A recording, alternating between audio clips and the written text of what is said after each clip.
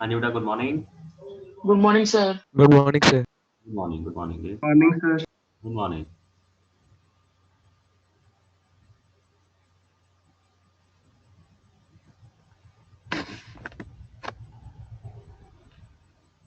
आज की क्लास में बेटा इंडेफिनिट इंटीग्रेशन को स्टार्ट करते हैं, उसको ब्रीफ में डिस्कस कर लेते हैं पहले। Yes, sir.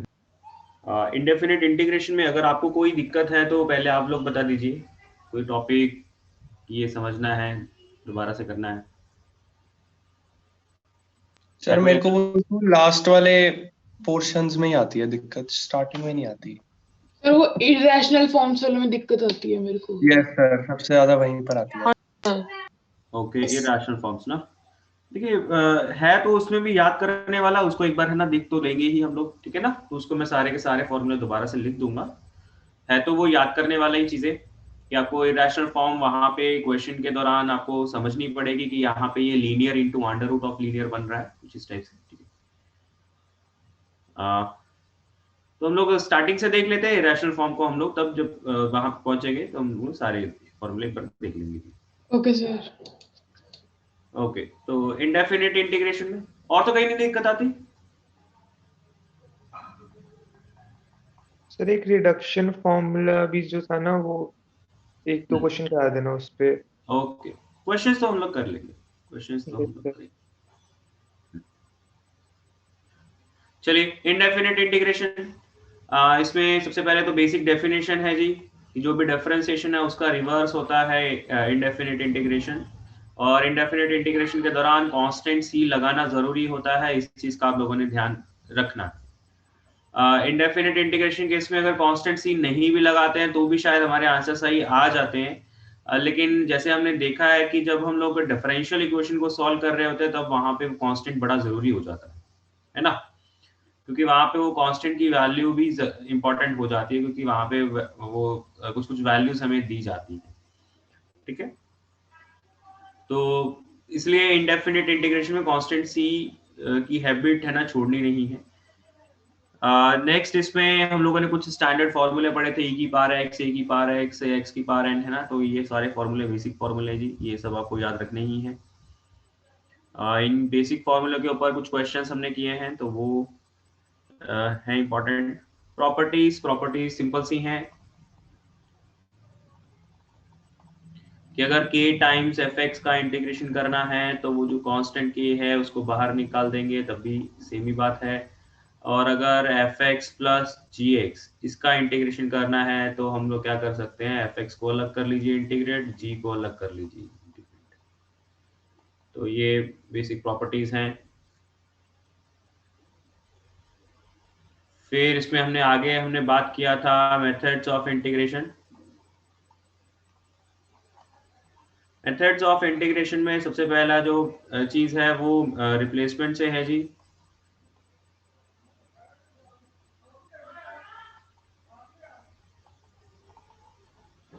इसमें अलग अलग टाइप्स हमने पढ़ी हुई हैं।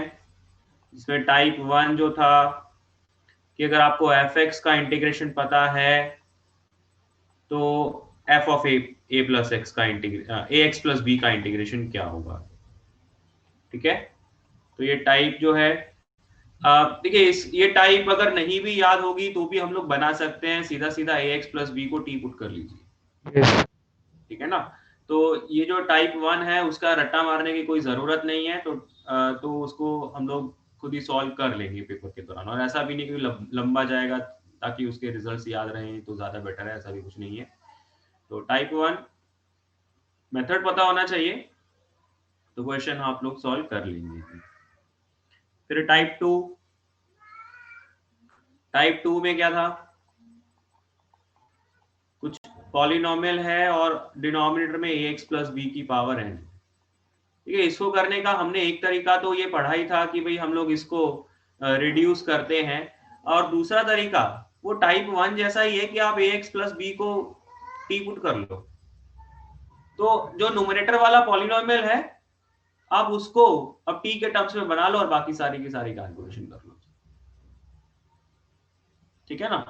तो अगर आप टाइप 2 को भी टाइप 1 में कन्वर्ट कर लेंगे तो ज्यादा आसान हो जाएगा। ओके, ax प्लस b को t पुट कर लीजिए और पूरा का पूरा जो न्यूमरेटर वाला पॉलिनोमियल है वो x में दिया गया होगा, तो उस पूरे पॉलिनोमियल को आप t में कन्वर्ट कर लो और आपको सारे के सारे जो इंटीग्रेशन है वो बहुत सिंपल टर्म्स में मिल जाएंगे।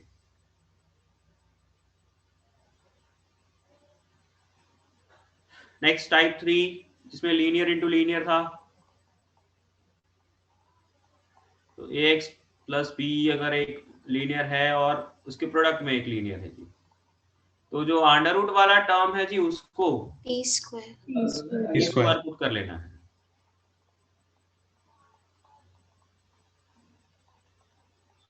अंडर रूट वाले टर्म को टी स्क्वायर पुट कर लेना है। अब ये अंडर रूट वाला टर्म चाहे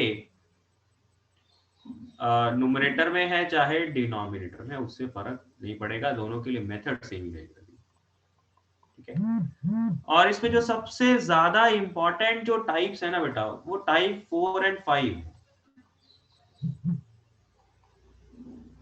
जिसमें हमने ये पढ़ा है कि भाई अगर f dash x upon f x into d x है तो इसका integration l n of f x होता है।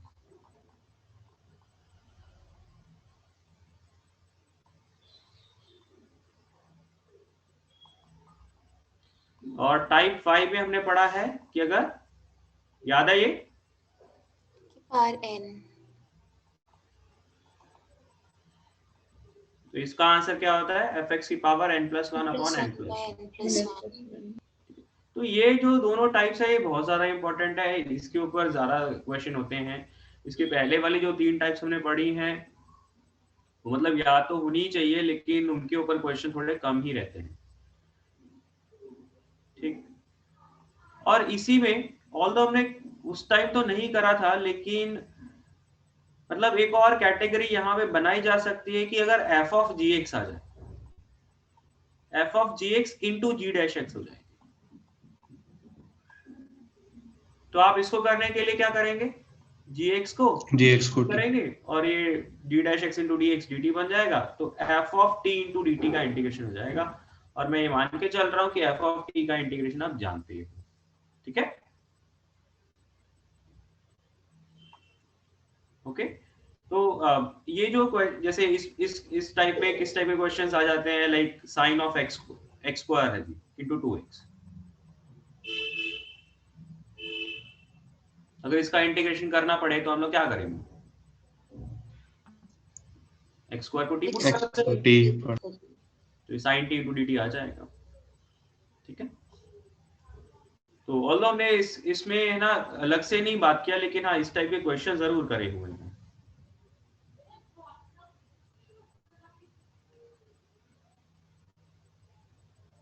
अब इस पे नेक्स्ट जो टाइप हम लोगों ने पढ़ी हुई है कौन सी है, वो साइन की पावर वाली है ना, यस सर, साइन की पावर mx इंटू कॉस की पावर nx। अब इसमें अलग अलग कैटेगरीज हमने पढ़ी हुई हैं कि m और n, मतलब अगर m और n में से at least one out of mn is odd, तो फिर तो हम लोग जो इवन पावर है उसको हम लोग टी पुट कर देंगे। अगर दोनों ही ऑड हैं तो फिर दोनों में से किसी को भी टी पुट कर लीजिए, दूसरे के टर्म्स में कन्वर्जन हो जाएगा, राइट।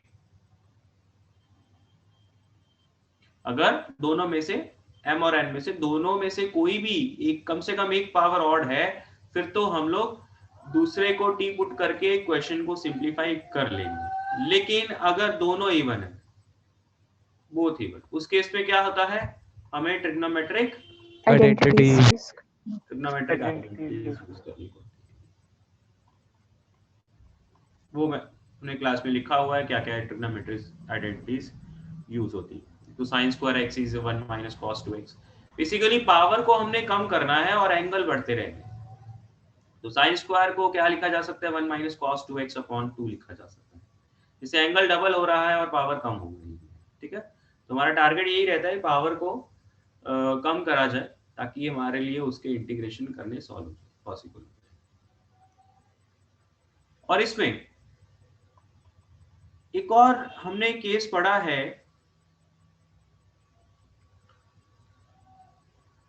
कि जब m और n वो दोनों होल नंबर तो नहीं है, लेकिन वो रैशनल नंबर्स हैं और उनका sum negative even Negative integer. Negative integer. Negative even integer है जी, ये वाले केस पढ़ा है ना। तो इसको भी बेटा याद रखना ही पड़ेगा।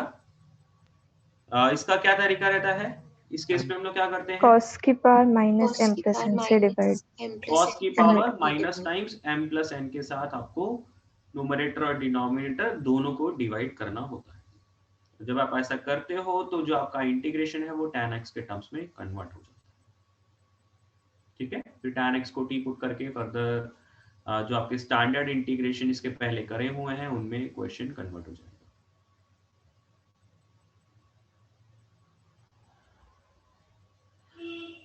इसके अलावा हमने जो टाइप इसमें डिस्कस किया हुआ है कि साइन ए या sorry sine m x into sine m x, इसको कैसे करना है, sine m x into cos n x, इसको कैसे करना है, दोनों कॉस वाले हैं उनको कैसे करना है, किया हुआ है। इन सबको करने के लिए हमें ये फॉर्मूले यूज कर लेंगे। Two sine a sine b क्या होता है, minus cos a plus b। ये होता है। Two sine a cos b क्या होता है वो जानते हो, two cos a cos b क्या होता है वो जानते हो। तो उन फॉर्मूला को यूज करके हमने ये टाइप डिस्कस की हुई है, राइट। यस। फिर हमने एक टाइप टैन वाली करी हुई है जी, टैन की पावर m और सीकेंड की पावर 2, ऐसा किया हुआ ना। और फिर टैन की पावर ऑड जिस 2m प्लस एक्स इंटू सीकेंड की पावर ऑड, और इसी में हमने कॉट वाला। अगर आपने ये वाला याद रख लिया तो कॉट वाला ऑटोमेटिकली आप याद रख पाओगे। टैन कॉट की तरह मतलब बेसिकली कॉट टैन की तरह काम करेगा, कॉसेक सीकेंट की तरह काम करेगा। तो उनको अलग से लिखने की कोई जरूरत नहीं है, अलग से याद रखने की भी जरूरत नहीं है, या आप इनको ही याद रखें कि अगर सीकेंट की पावर इवन है उस केस में टैन को पुट टैन को बी भी पुट।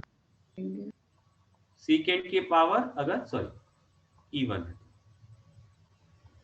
और अगर सीकेंट की पावर ऑड है तो सेकंड का भी। सीकेंट को करना है। और फिर उस केस में टैन की पावर इवन नहीं हो सकती, उस केस में टैन की इवन पावर नहीं हो सकती। जब सीकेंट ऑड है तो टैन को भी ऑड ही होना पड़ेगा, तब ये टाइप यूज होगी। ठीक है, बात समझ में आया? इसको एक टेबल में लिख देता हूं, टैन सीकेंट।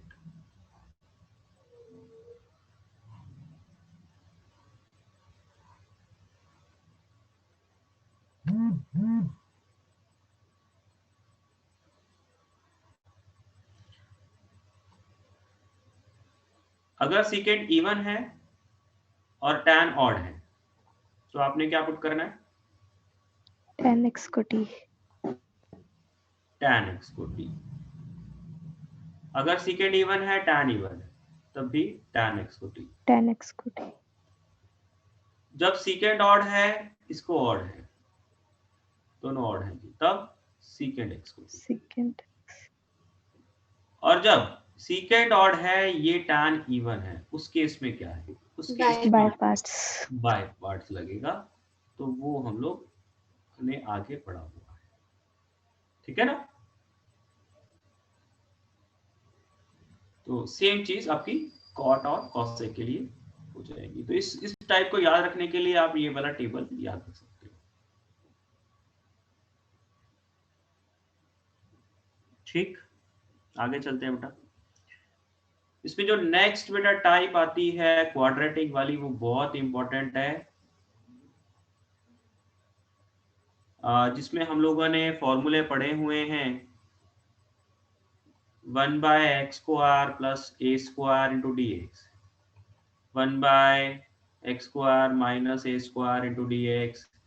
मतलब क्वाड्रेटिक डिनोमिनेटर में हो, चाहे x square plus a square हो, x square minus a square हो, x square a square minus x square हो, या सारे के सारे टर्म्स अंडर रूट में हो। तो फॉर्मूले पढ़े हुए हैं इस टाइप पे? Yes, sir. Yes. Yes, sir. बेटा ये फॉर्मूले ना बहुत ज्यादा इंपॉर्टेंट है, सबसे ज्यादा इंपॉर्टेंट ये वाले क्वाड्रेटिक के फॉर्मूले हैं, क्योंकि आप देखते हो कि इसी टाइप में हमने एक नहीं 3-4 टाइप और पढ़ी हुई है। तो पहले तो हमने 3-4 टाइप और पढ़ी हुई हैं, दूसरा फिर बहुत सारे क्वेश्चन ऐसे होते हैं कि अल्टीमेटली वो डिनोमिनेटर में क्वाड्रेटिक बना के कन्वर्ट हो जाए, ठीक है ना। तो ये जो 6 फॉर्मूले हैं ये तो है ना इस चैप्टर के सबसे ज्यादा इंपॉर्टेंट फॉर्मूले हैं, तो इनको आपने डेफिनेटली याद रखना है। अब इसके आगे की जो 3-4 टाइप हमने पढ़ी हैं कि भाई अगर ये परफेक्ट स्क्वायर नहीं है, like x square plus x plus 1 है जी, तो उनको कैसे करेंगे, ठीक है ना। तो परफेक्ट स्क्वायरिंग कैसे बनानी है, एक ये टाइप है जी, वो आपको पता है। एक है जिसमें क्वेश्चन आपका फिलहाल क्वाड्रेटिक में नहीं है, लेकिन आप उसे कन्वर्ट करोगे, जैसे कि e की power x into d x आ गया, और a की power 2x plus 4 into e की पावर x प्लस 1, ऐसा कुछ आ गया जी। तो इसमें e की पावर x को t पुट करके क्वाड्रेटिक बन जाती है ना। Yes. Yes, sir. तो ये टाइप्स हमने की हुई हैं। और फिर नेक्स्ट में हमने क्या किया, अभी तक ये जो दोनों 2-3 टाइप हमने पढ़ी हुई है उसमें न्यूमरेटर सिर्फ एक कांस्टेंट ही लिया है। अब नेक्स्ट वाले टाइप पे हमने पढ़ा था कि अगर एक लीनियर हो जाए, तो लीनियर में क्या है, उस लीनियर को कैसे उस क्वाड्रेटिक में कन्वर्ट करना होता है, राइट। याद है वो। Yes, sir. और उसके नेक्स्ट वाली में अगर लीनियर से भी ज्यादा पावर की चीजें आ जाए तो कैसे करना है, ठीक है। तो ये सारे के सारे टाइप्स इसमें कवर अप हो जाएंगे। तो मेन चीज यहाँ पे ये रहेगी कि भी आप ये 6 फॉर्मूले आप याद रखें, और उन टाइप को अगर थोड़ा थोड़ा देख लेंगे तो आपको मतलब वो मतलब याद हो ही जाएगा कि कैसे उन्हें है ना हैंडल करना है। नेक्स्ट इसमें जो नेक्स्ट है जो टाइप है,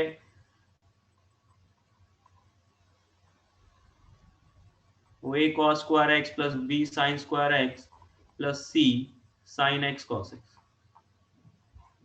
ये भी है तो इसी क्वाड्रेटिक वाली टाइप के ऊपर ही बेस्ड।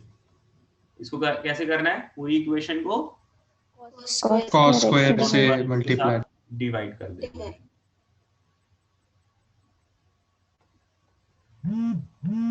फिर एक और टाइप हमने पढ़ी है जिसमें जैसे यहाँ पे तो ये 2 पावर है जी, अगर सिंगल पावर वाला हो तो 1 minus tan square x. 10x/2 की फॉर्म में। 10x/2. tan x/2 की फॉर्म में लिख सकते हैं, ठीक है। तो tan x/2 की फॉर्म में लिखेंगे तो फिर वो क्वाड्रेटिक बन जाएगी। तो अल्टीमेटली ये भी क्वाड्रेटिक के ऊपर ही बेस्ड है।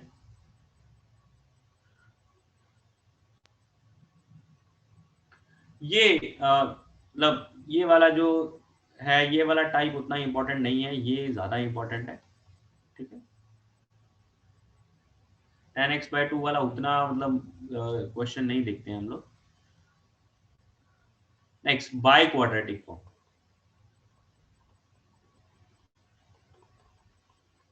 बाय क्वाड्रेटिक,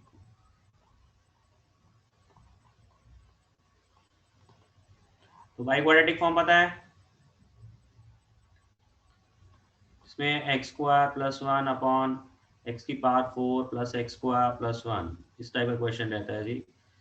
अब इसमें हमें सबसे पहले तो क्या करना होता है, एक्स स्क्वायर से इक्वेशन को डिवाइड कर देना होता है, और फिर हम लोग ये चेक करते हैं कि ये 1 प्लस 1/x स्क्वायर का टर्म बन क्या है या 1 माइनस 1/x का स्क्वायर का टर्म बन क्या है। तो उसके बेसिस पे हम लोग डिनोमिनेटर वाले टर्म को रिड्यूस Perfect square. उसकी परफेक्ट स्क्वायरिंग बनाते हैं। वो परफेक्ट स्क्वायरिंग या तो x माइनस 1/x की होएगी या या x फिर plus 1. x plus 1/x, right. तो ये तो अलग अलग टाइप्स थी। अब इसमें बाय पार्ट्स रहता है जी, इंटीग्रेशन बाय पार्ट्स। तो बाय पार्ट्स का जो सबसे इंपॉर्टेंट चीज है वो आइलेट रूल है और उसका फॉर्मूला जी। फॉर्मूला सबको याद रहता ही है, आइलेट रूल भी याद रहता ही, ठीक है। और इसमें एक पॉइंट ये रहता है कि भी अगर कोई दूसरा फंक्शन ना दिखे तो हम लोग 1 को सेकंड फंक्शन ट्रीट कर सकते हैं, अगर उस क्वेश्चन को बाय पार्ट्स की हेल्प से ही करना है, ठीक है। तो आइलेट रूल में देखो वो जो 1 भी है, अल्टीमेटली वो जो 1 है वो एक अलजेब्रिक फंक्शन का काम करता है। मान लीजिए आप sin x इंटू मतलब dx, ऑल्दो इसका तो आंसर आपको पता है, लेकिन आप इसको नहीं कर सकते,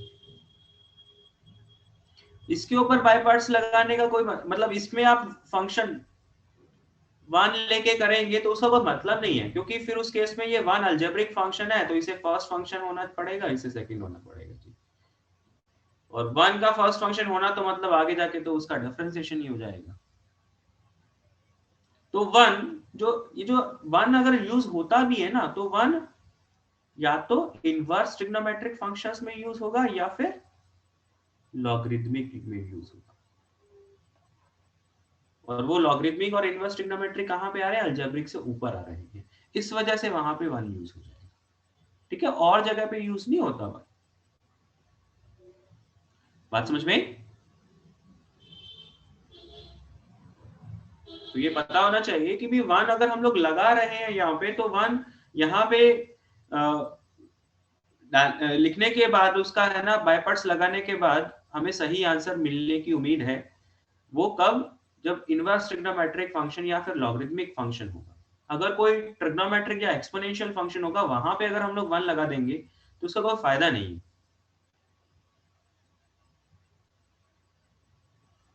इसमें बाय पार्ट्स पे कुछ बेसिक क्वेश्चन आपने किए ही हुए हैं। अब इसमें डिफरेंट टाइप्स हैं। टाइप्स में जो सबसे ज्यादा इंपॉर्टेंट टाइप है बेटा वो ये है कि f e की पावर f है x into F x plus F dash x, ये बहुत ज्यादा इंपॉर्टेंट है। अगर आप इसका रिजल्ट भी याद रख लेंगे तो ज्यादा बेटर है। नहीं याद रख पाए तो फिर आपको यहाँ पे 2 इंटीग्रेशन बना के एक इंटीग्रेशन के ऊपर आप बाय पार्ट्स लगाइए, दूसरे के ऊपर कुछ भी वर्क करने की जरूरत नहीं है, आपको ये वाला आंसर मिल जाएगा, ठीक है ना। तो रिजल्ट याद रख लेंगे तो ज्यादा बेटर है, अगर नहीं भी याद रखोगे तो फिर आपको ऐसा करना पड़ेगा, ठीक है। इसमें एक हमने ये भी रिजल्ट पढ़ा है कि अगर यहाँ पे e की पावर kx हो जाए तो उस केस पे fx के प्रोडक्ट में k होना चाहिए। तो अगेन अगर रिजल्ट याद रख पाओगे तो अच्छा है, नहीं तो ये उतना ज्यादा इंपॉर्टेंट नहीं है। फर्स्ट वाला बहुत ज्यादा इंपॉर्टेंट है, सेकेंड वाला उतना इंपॉर्टेंट नहीं है। तो सेकेंड वाला जस्ट इन केस आ भी जाए तो फॉर्मूला याद रखने की बजाय आप एटलीस्ट उसको बना लें, उसको सॉल्व कर लें, वो ज्यादा इंपॉर्टेंट है, ठीक है।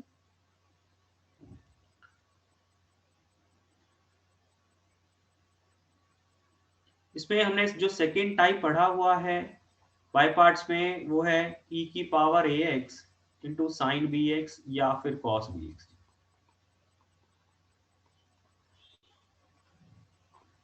देखिए ऑल्दो इसके रिजल्ट्स मैंने आपको जरूर पढ़ाए हैं, लेकिन वो रिजल्ट अगर मतलब नॉर्मली है ना इतना कॉमनली यूज तो होते नहीं है, तो इसलिए है ना वो याद भी नहीं रहते। तो एटलीस्ट मैं आपको यही कहूंगा कि भाई इनको सॉल्व करने का मेथड पता होना चाहिए। तो इस टाइप के क्वेश्चंस को सॉल्व करने के लिए आपको क्या है, डबल बाय पार्ट्स लगता है, राइट। पहले एक बार बाय पार्ट्स लगाइए, इस इंटीग्रेशन को आई मानिए, एक बार बाय पार्ट्स लगाइए, फिर से आप बाय पार्ट्स लगाइए, तो अल्टीमेटली जो आई है वो आई के टर्म्स में ही आपको मिल जाएगा। और फिर वहां से उसकी कैलकुलेशन करके आप आई की वैल्यू निकालते हो। ठीक है, तो ये जो है ये टाइप बहुत ज्यादा इंपॉर्टेंट नहीं है, लेकिन अगर एक एक ट्रिग्नोमेट्रिक फंक्शन और एक अलजेब्रिक फंक्शन, सॉरी एक एक्सपोनेंशियल फंक्शन और एक ट्रिग्नोमेट्रिक फंक्शन आता है, तो उस केस में फिर आपको ऐसा ही करना पड़ता है। ऑल्दो इसके क्वेश्चन थोड़े लिमिटेड ही रहते हैं, लेकिन मेथड फिर यही रहेगा, और कोई है भी नहीं।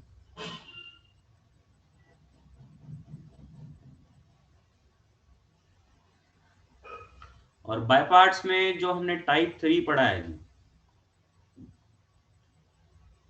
जिसमें हमने न्यूमरेटर में क्वाड्रेटिक के फॉर्मूले पढ़े हैं, ये 3 फॉर्मूले याद रखने।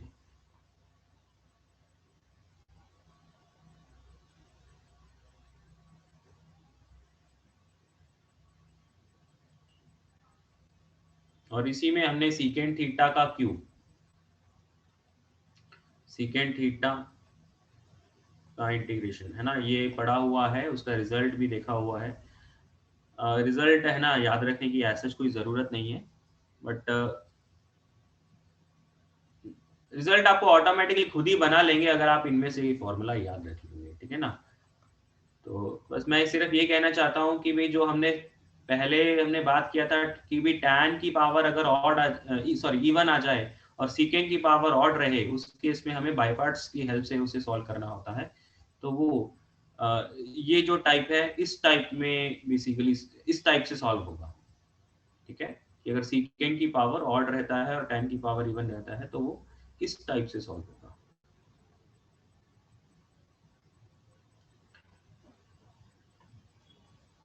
इसमें जो टाइप 4 हमने पढ़ा है वो है लीनियर इनटू अंडर रूट में लीनियर, सॉरी अंडर रूट में क्वाड्रेटिक। तो उस केस में हमने पढ़ा हुआ है कि जो लीनियर है उसको dy by D x into Q plus k1 times differentiation of Q plus k2 बना के सॉल्व कर लीजिए, तो फिर आप देखेंगे कि भाई ये जो इंटीग्रेशन है वो सिंपल टर्म्स में बन गया। यहाँ तक सारी चीजें क्लियर है?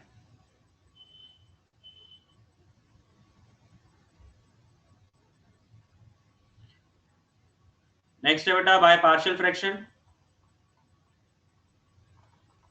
तो पार्शियल फ्रैक्शन के भी जो तीनों टाइप्स हैं, उनमें जो केस 1 और केस 2 ये ज्यादा इंपॉर्टेंट है, जिसमें लीनियर होता है या लीनियर की पावर थोड़ी ज्यादा आ जाए, तो ये थोड़े ज्यादा इंपॉर्टेंट है। क्वाड्रेटिक वाले क्वेश्चन बड़े कम होते हैं, अगर क्वाड्रेटिक नहीं भी होगा ना तो भी चलेगा।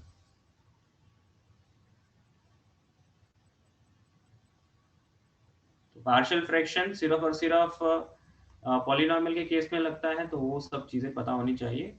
तो आप इसके पहले जितने भी मेथड हमने सॉल्व करे हैं, उनमें से कई क्वेश्चन आपके पार्शियल फ्रैक्शन की हेल्प से भी हो सकते हैं। ठीक, जो डिनोमिनेटर में क्वाड्रेटिक वाले फॉर्मूले हमने पढ़े हैं, अगर वो क्वाड्रेटिक वाले फॉर्मूले ना भी याद हों, लेकिन उस केस में फिर वो सिंगल फैक्टर्स में कन्वर्ट हो जाने चाहिए, केस 1 या केस 2 में कन्वर्ट हो जाने चाहिए, तो फिर आप उनको सॉल्व कर सकते हैं। ठीक है, तो बिना क्वाड्रेटिक वाले फॉर्मूले याद रखे भी पार्शियल फ्रैक्शन की हेल्प से आप उन क्वेश्चंस को सॉल्व कर सकते हैं।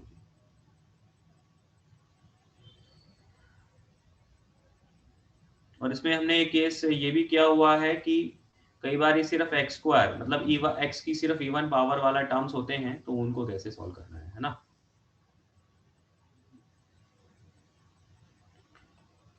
और इसमें लास्ट में आता है integrals of the irrational forms. इसमें आप लोग कह रहे थे कि ज्यादा दिक्कत रहती है।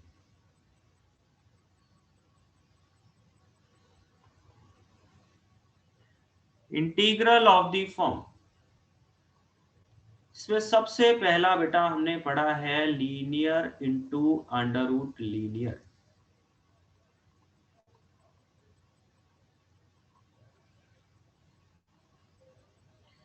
देखिए जो भी क्वेश्चन आपको मिलेगा उसमें ये तो आपको थोड़ा पहचानना ही पड़ेगा कि ये linear into under root linear बन रहा है।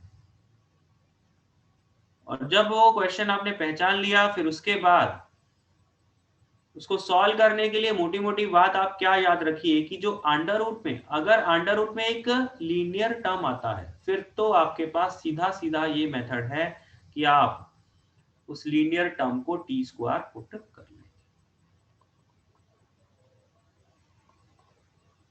क्या इतनी बात याद रहेगी?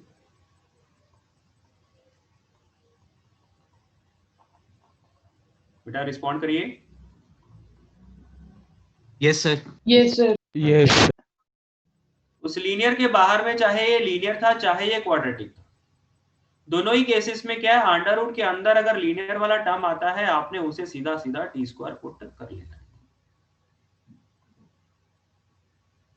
और जैसे ही आप ऐसा पुट करेंगे तो आप ये ऑब्जर्व करेंगे कि भाई जो आपका क्वेश्चन है वो कहीं ना कहीं जो आपके पुराने फॉर्मूले पड़े हैं उनमें कन्वर्ट हो ही जाएगा। ठीक है, तो इर्रेशनल फॉर्म में याद रखने के लिए अभी तो सिर्फ इतना ही है।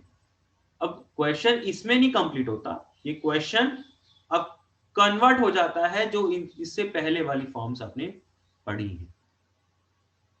ठीक है, क्वेश्चन की प्रैक्टिस हमने की भी हुई है, एक दो क्वेश्चन अभी भी कर लेंगे। ठीक है, तो आप देखेंगे कि ये जो क्वेश्चन है वो जो पुराने फॉर्म्स पढ़े हैं उनमें बन जाएगा। फिर आता है कि अगर अंडर रूट में आ जाए क्वाड्रेटिक, तो अगर अंडर रूट में क्वाड्रेटिक आ जाए तो उसके पहले अगर तो ये लीनियर है, अगर तो मतलब अगर अंडर रूट में क्वाड्रेटिक आ जाए और फिर अंडर रूट के बाहर वाला जो टर्म है वो लीनियर है, तो उस केस में आपने क्या करना है, उस लीनियर वाले टर्म को 1/t पुट करना है। और अगर बाहर में भी क्वाड्रेटिक है, इधर भी क्वाड्रेटिक है, तो उस केस में हमने पढ़ा है कि सिर्फ एक ही टाइप के क्वेश्चन हम लोगों ने देखे हैं जिसमें कोएफिशिएंट ऑफ x स्क्वायर होता ही, कोएफिशिएंट ऑफ x होता ही नहीं,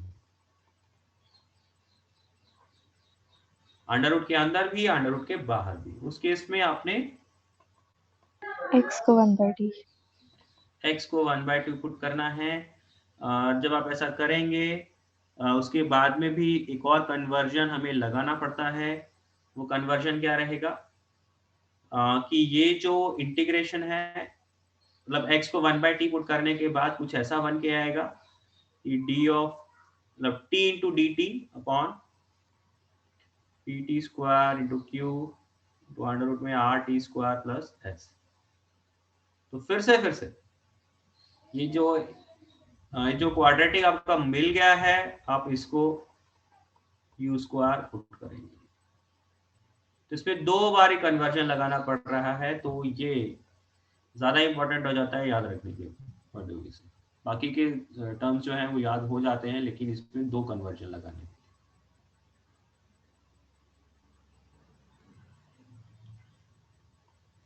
नेक्स्ट है कि अभी जो चारों के चारों हमने इंटीग्रेशन वाले मतलब चारों के चारों जो इर्रेशनल फॉर्म पढ़ी है उनमें न्यूमरेटर में सिर्फ और सिर्फ कांस्टेंट्स थे। अभी हम लोग कांस्टेंट्स के साथ में वहां पे एक लीनियर टर्म कंसीडर करके चल रहे हैं। तो मान लीजिए ax प्लस बी ये एक लीनियर टर्म है और डिनोमिनेटर में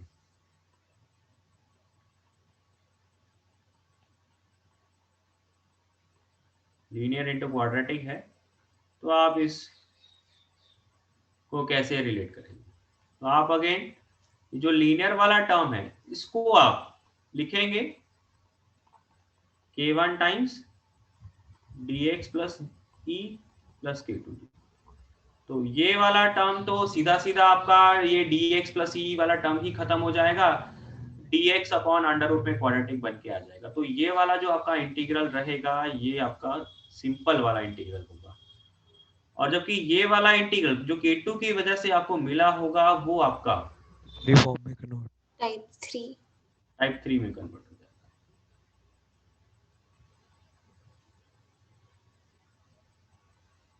एंड लास्ट में जो इर्रेशनल फॉर्म हमने पढ़ी है उनमें अगर ये क्वाड्रेटिक आ जाए तो चीजें और कॉम्प्लिकेट हो जाती हैं।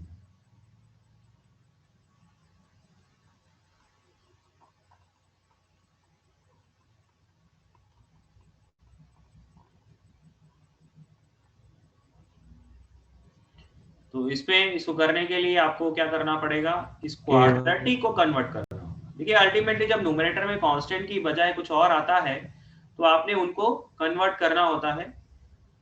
तो यहाँ पे जब क्वाड्रेटिक है तो इसको कन्वर्ट करने के लिए आपको क्या करना होगा, k1 times dx plus plus e into into differentiation of 2px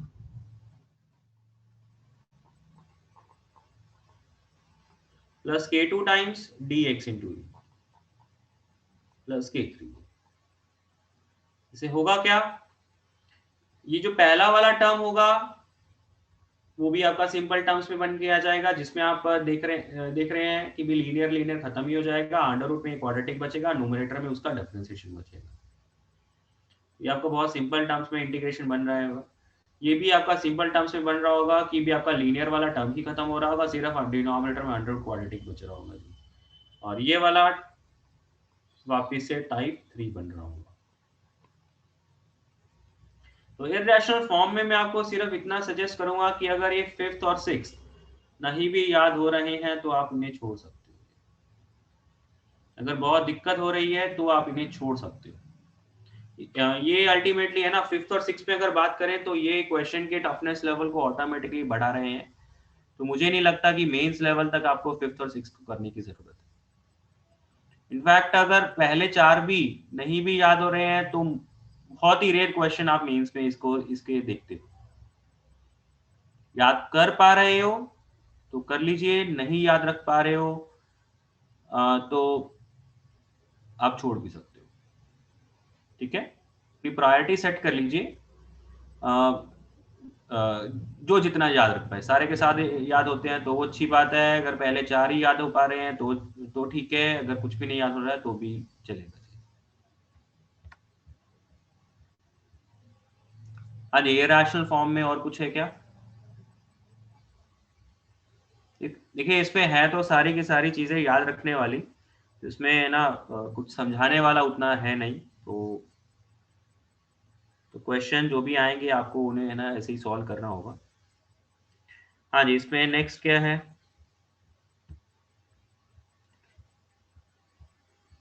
एक तो हमने मिसलेनियस फॉर्म्स पढ़ी थी है ना।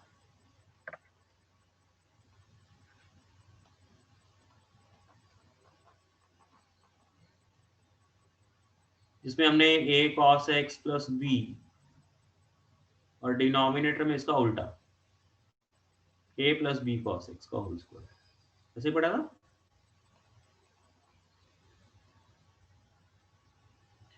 तो इस केस में क्या होता है,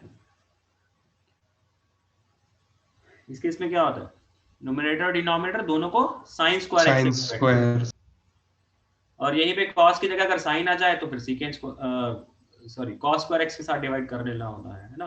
तो मिसलेनियस भी जो फॉर्म्स हैं याद रख लेंगे तो अच्छी बात है जी।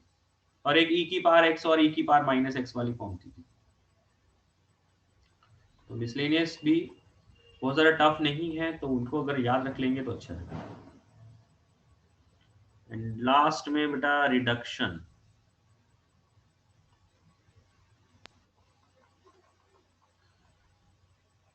रिडक्शन फॉर्मूले मैं आपको यही सजेस्ट करूंगा कि अगर आप ये डेफिनेट इंटीग्रल में, वैसे तो देखो प्रोसेस तो सेम ही है, लेकिन रिडक्शन फॉर्मूले के जो क्वेश्चन होते हैं वो ज्यादातर डेफिनेट इंटीग्रल के ही होते हैं। इनडेफिनेट के तो बहुत ही कम क्वेश्चन होते हैं। ठीक,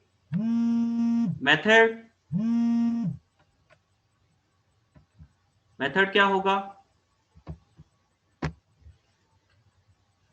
मेथड हमने कुछ स्टैंडर्ड जो क्वेश्चंस हैं उनको किया हुआ है, स्टैंडर्ड जो फंक्शंस हैं उनके रिडक्शन फॉर्मूले बनाए हुए हैं, जैसे कि cos की पावर nx, sin की पावर nx, tan की पावर nx। तो उनके हर एक को करने का जो प्रोसेस है वो आपको याद रखना होगा। जैसे जिसमें cos और sin का सेम रहता है, मैं cos को करके दिखा देता हूं एक बारी। तो इसमें आपने क्या करना है, एक पावर को कम कर लेना है,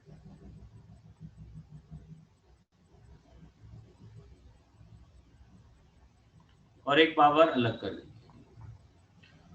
और रिडक्शन फॉर्मूले में एक चीज आपने हमेशा याद रखनी है कि रिडक्शन फॉर्मूला लगाने के लिए हमेशा बाय पार्ट्स ही लगना है। जहां पे भी रिडक्शन लगेगा वहां पे बाय पार्ट्स ही लगेगा और कुछ नहीं लगना है। तो जब आप ये सोचेंगे कि हाँ जी मुझे इसके ऊपर रिडक्शन फॉर्मूला लगाना है, तो आपके दिमाग में सबसे पहले क्या क्लिक होना चाहिए कि रिडक्शन बाय पार्ट्स लगाएं। और बाय पार्ट्स लगाने के लिए जब आप बाय पार्ट्स सोचेंगे तो फिर वहां से आप ये जज कर पाएंगे कि हाँ जी कि हमें दो फंक्शन चाहिए। बाय पार्ट्स लगाने के लिए हमें दो फंक्शन चाहिए, जिसमें एक को डिफरेंशिएट कर रहे होंगे, एक का इंटीग्रेशन कर रहे होंगे, जो आपको बाय पार्ट्स का फॉर्मूला पता ही है। तो वैसा ही कुछ यहाँ पे है। अब यहाँ पे क्योंकि cos की पावर n है, तो अगर मैं इसको सिर्फ एक सिंगल फंक्शन की तरह ट्रीट करूं और दूसरा फंक्शन ना मान के चलूं, दैट मींस है ना उसको 1 ले लूं, तो जैसे मैंने आपको पहले बताया कि 1 ट्रिग्नोमेट्रिक और एक्सपोनेंशियल के केस में नहीं लिया जाता। 1 कब लिया जाता है? कब लिया जाता है? इनवर्स ट्रिग्नोमेट्रिक या लॉगरिथमिक। लॉगरिथमिक। और कई बार अलजेब्रिक में भी ले लेते हैं, जिसमें अंडर रूट वगैरह वाले टर्म हो, अंडर रूट वगैरह वाले टर्म हो, तो उस केस में कि एक अलजेब्रिक है दूसरा भी अलजेब्रिक है, कुछ उस टाइप के क्वेश्चंस में। ओके, तो यहाँ पे हम लोग देख सकते हैं कि अगर ये ट्रिग्नोमेट्री का तो यहाँ पे 1 तो नहीं लिया जा सकता था, तो उसकी वजह से हमने क्या करा, एक पावर कम कर दिया। एक पावर मतलब जो कम कर दिया है उसको इंटीग्रेट करना बहुत आसान है, इसलिए उसको सेकंड फंक्शन मानना जाएगा। और ये जो पावर n-1 वाला है इसको इंटीग्रेट करना उतना इजी नहीं है, तो इसलिए हम लोग इसको फर्स्ट फंक्शन मान लेंगे। राइट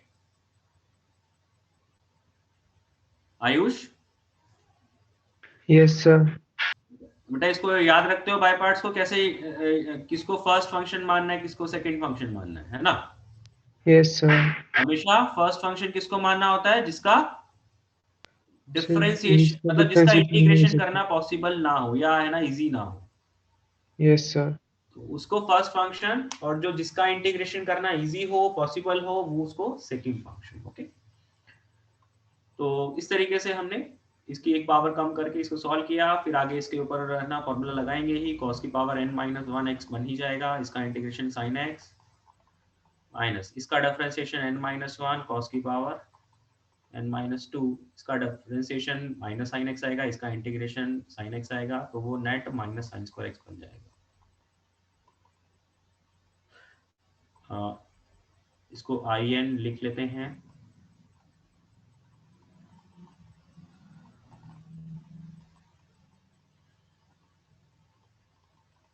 इस माइनस साइन स्क्वायर एक्स को क्या लिख लेंगे, cos स्क्वायर एक्स माइनस 1 लिख लेंगे, तो जिससे cos की power n-2x into cos square x, वो cos की पावर n बन गया, विच इज ऑटोमेटिकली in।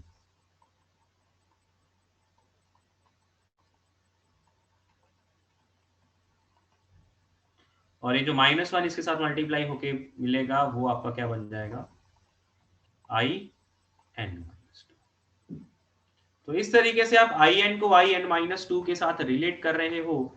तो यहाँ पे अगर जो भी बड़ी पावर आ गई आपने उसको एक छोटी पावर के साथ रिलेट कर लिया है, तो मान लो 10 पावर सॉल्व करना है तो 10 को आप 8 के साथ कनेक्ट कराएंगे, 8 को 6 के साथ कनेक्ट कराएंगे, 6 को 4 के साथ, 4 को 2 के साथ। इस तरीके से आप मोटा मोटा उस 10 पावर को 2 के साथ कनेक्ट करा लिए, और 2 का इंटीग्रेशन करना इजी है, तो इस रिलेशन की हेल्प से आप 10 पावर को भी सॉल्व कर पाएंगे। Yes sir. तो इन फॉर्मूलों को याद रखने की जरूरत नहीं है, लेकिन मेथड याद होना चाहिए। ओके,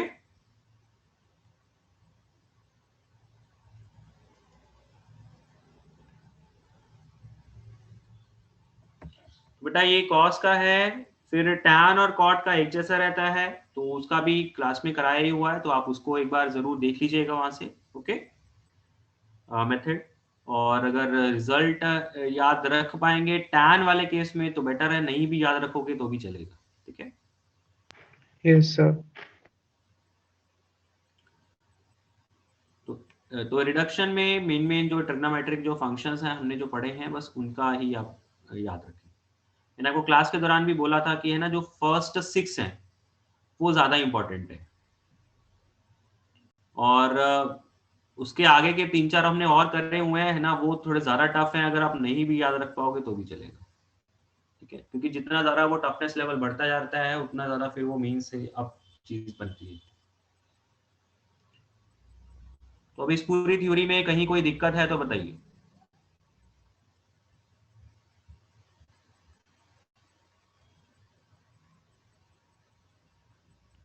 सर मेरे को ये रिडक्शन वालों में सॉल्व करने में दिक्कत आती है। सर इनमें टाइम काफी लग जाता है सॉल्व करने में, फिर सही नहीं बैठता। देखिए ये देखो थ्योरी वाइज अगर देखा जाए तो थ्योरी वाइज तो बेटा यही है ना। तो थ्योरी में तो अलग अलग तो और कुछ है नहीं। तो बाकी जो बात जो आप कर रहे हो वो सारी की सारी क्वेश्चंस ही है। तो क्वेश्चंस ही करिए तो क्वेश्चंस ही पता लगेगा, ठीक है। Okay sir. और रिडक्शन जो है वो ज्यादातर एडवांस में ही आता है, मेंस में बहुत कम रहता है। तो अगर ऐसा लग रहा है ना कि भाई बिल्कुल भी नहीं हो रहा, आप छोड़ सकते हो, अगर बिल्कुल भी नहीं हो रहा, ठीक है ना। अगर थोड़ा बहुत संभाल पा रहे हो, जितना जितना संभाल पा रहे हो उतना ठीक है, नहीं संभाल पा रहे हो तो फिर इसको छोड़ दो, यही सोल्यूशन बचेगा। Okay okay sir. Okay sir.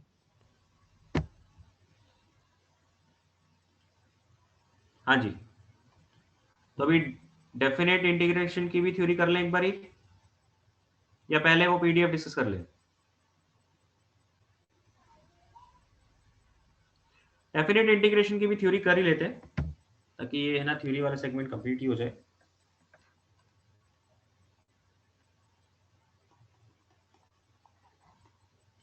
Definite integration की सबसे पहले डेफिनेशन, जिसमें हम लोगों ने लिमिट्स के बारे में बात किया हुआ है कि जो इंटीग्रेशन है उसमें फाइनल में जाके लिमिट्स डाल दीजिए। तो ये बेसिक चीज है। जो भी आपने इनडेफिनेट इंटीग्रेशन पढ़ लिया उसमें अगर आपको अपर लिमिट और लोअर लिमिट दे दी जाए तो फिर वो डेफिनेट इंटीग्रेशन का क्वेश्चन बन जाता है, जिसमें इनडेफिनेट का प्रोसेस लगा के पूरा का पूरा इंटीग्रेशन आप सॉल्व कर लीजिए और एंड में जाके लिमिट्स डाल दीजिए, ठीक है। लेकिन डेफिनेट इंटीग्रेशन जैसे हमने आपको पता ही है कि आगे जाके बहुत सारी चीजें हैं, प्रॉपर्टीज वाले बहुत सारी चीजें हैं। तो कई ऐसे क्वेश्चंस भी होते हैं जिनका इनडेफिनेट इंटीग्रेशन पॉसिबल नहीं है लेकिन डेफिनेट पॉसिबल है। तो उन क्वेश्चंस में ऑब्वियस सी बात है कि आप इंडेफिनेट वाला प्रोसेस लगा के तो उसे सॉल्व नहीं कर पाएंगे। आपको क्या करना होगा, उनको कुछ ना कुछ प्रॉपर्टीज लगानी पड़ेंगी, कुछ कुछ मेथड्स लगाने पड़ेंगे ताकि हम लोग उसका डेफिनेट इंटीग्रेशन कैलकुलेट कर पाए, है ना। तो लिमिट्स के अलावा भी है ना इसमें आगे जाके प्रॉपर्टीज के बारे में बात होगी। और लिमिट्स में अगर यहाँ पे इंपॉर्टेंट चीज आती है वो ये है, अगर आप क्वेश्चन का वेरिएबल चेंज कर रहे हैं, एक्स को टी में कन्वर्ट कर रहे हैं, तो इसमें क्या क्या चीजें कन्वर्ट करने की जरूरत पड़ती है। Limits change. एक तो फंक्शन चेंज करना पड़ता है जी, फंक्शन अब एक्स की बजाय टी में हो जाएगा। दूसरा, या इसको है ना इंटीग्रैंड बोलते हैं। दूसरा, dx की जगह dt होगा। D तीसरा, लिमिट्स। तो डेफिनेट इंटीग्रेशन के क्वेश्चन में अगर आप वेरिएबल चेंज कर रहे हो तो आपको ये तीनों कन्वर्जन लगाने पड़ेंगे, फिर आप क्वेश्चन को करेंगे, ठीक है। इस चीज का ध्यान रखिएगा।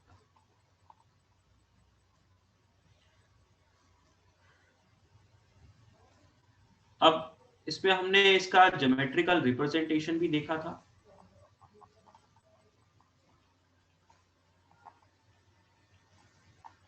ज्योमेट्रिकल रिप्रेजेंटेशन क्या है जी, कि अगर यहाँ पे ए पॉइंट है, यहाँ पे बी पॉइंट है, तो ए से बी अगर मैं इंटीग्रेट करता हूं इस फंक्शन एफ एक्स को, तो ये क्या रिप्रेजेंट करे, area under the curve. Area under the curve. मान लीजिए ये एरिया A1 है, ये एरिया A2 है, ये एरिया A3 है, ये a1 minus a2 plus a3 इस चीज की वैल्यू हमें प्रोवाइड करेगा, राइट? ओके, यही बताया था ना। कहने का मतलब ये है कि जो function below the x axis रहेगा, जो curve below the x axis रहेगा, तब अगर आप इंटीग्रेशन की वैल्यू निकालेंगे तो उस इंटीग्रेशन की वैल्यू तो आपको नेगेटिव मिल जाएगी, लेकिन एरिया कभी भी नेगेटिव होता नहीं। तो एरिया यहाँ पे जो मैं A2 बोल रहा हूँ, तो A1 आपका पॉजिटिव रहेगा जी, A2 पॉजिटिव रहेगा, A3 पॉजिटिव, तो ये कभी नेगेटिव नहीं हो सकता। तो ये सब तो पॉजिटिव रहेंगे, लेकिन इंटीग्रेशन की वैल्यू नेगेटिव हो सकती है। तो अगर अबव द एक्स एक्सिस है तब इंटीग्रेशन की वैल्यू और एरिया की वैल्यू वो सेम आएगी। अगर बिलो द एक्स एक्सिस है तो एरिया की वैल्यू और इंटीग्रेशन की वैल्यू ऑपोजिट साइन की। दैट मींस इंटीग्रेशन की जो वैल्यू है वो नेगेटिव टाइम्स एरिया होता है, राइट? तो ये बात जरूर याद रखना है। इसमें जो नेक्स्ट हमने बात किया है वो प्रॉपर्टीज हैं। प्रॉपर्टीज में पहली और दूसरी प्रॉपर्टी तो बेटा बेसिक प्रॉपर्टी है कि आप x को t से रिप्लेस कर देंगे तब भी इंटीग्रेशन सेम है। लिमिट्स को इंटरचेंज कर देंगे तो वो नेगेटिव टाइम्स होता है, तो ये सब चीजें याद रहता है। थर्ड प्रॉपर्टी बहुत इंपॉर्टेंट है जिसमें हमने ब्रेकिंग की हुई है। इसमें हमने बात किया हुआ है कि अगर fx को इंटीग्रेट करते हैं a से b तो वो उसे a से c1 से c2 ऐसे करके जितनी ब्रेकिंग करना चाहें, एंड ऑब्वियसली जितनी रिक्वायर्ड, अब फालतू की ब्रेकिंग नहीं करी जाएगी, जितनी रिक्वायर्ड है और जितनी जरूरत है उतनी ब्रेकिंग आप कर सकते हो, तो इंटीग्रेशन वैल्यू बराबर होगी, राइट? इस प्रॉपर्टी के ऊपर बेस्ड बहुत सारे क्वेश्चन हमने करे हुए हैं, जिसमें जो सबसे ज्यादा सिंपलेस्ट है ना क्वेश्चन रहता है हमारे पास, वो रहता है कि अगर मुझे 0 से लेकर 10 तक इस ब्रैकेट x को इंटीग्रेट करना है तो कैसे किया जाए? ब्रेक कर लेंगे वही इंटरवल से, इंटरवल वाइज ब्रेक कर लेंगे। अब इसमें ब्रैकेट x का इंटीग्रेशन होता नहीं है, ब्रैकेट x का डायरेक्ट कोई इंटीग्रेशन होता नहीं है। अब इसमें हमें क्या करना पड़ता है, इसे इंटरवल वाइज ब्रेक करना पड़ता है, इसे सिंपल टर्म्स में लेके आना पड़ता है जिनके इंटीग्रेशन पॉसिबल होते हैं, है ना? तो 0 से 1 अलग बनाया जाएगा, ये कांस्टेंट रहता है, 1 से 2 एक अलग इंटीग्रेशन बनाया जाएगा, 2 से 3 अलग इंटीग्रेशन बनाया जाएगा। तो इस तरीके से हम लोग इनके इंटीग्रेशन कर पाते हैं, ठीक है? तो मोटी मोटी बात ये है कि ये जो प्रॉपर्टी है ये बेसिकली पीसवाइज फंक्शंस के लिए। आप इस ब्रैकेट x को भी पीसवाइज फंक्शन बोल सकते हैं, है ना? ब्रैकेट x को मैं क्या लिख सकता हूँ, this is 0 for x 0 to 1, this is 1 for x 1 to 2, 1 to 2. है ना? ऐसे करके बोल सकता हूँ ना मैं इसको भी पीसवाइज फंक्शन। Yes. जो थर्ड प्रॉपर्टी है बहुत इंपॉर्टेंट है, सबसे ज्यादा ये यूज होती है, सबसे ज्यादा, और यूज कब करनी है, जब पीसवाइज फंक्शन, फालतू का नहीं यूज करेंगे। आप साइन एक्स का इंटीग्रेशन करने को बोला है तो उसको थोड़ी तोड़ूंगा, ठीक है ना? आगे चलते हैं नेक्स्ट।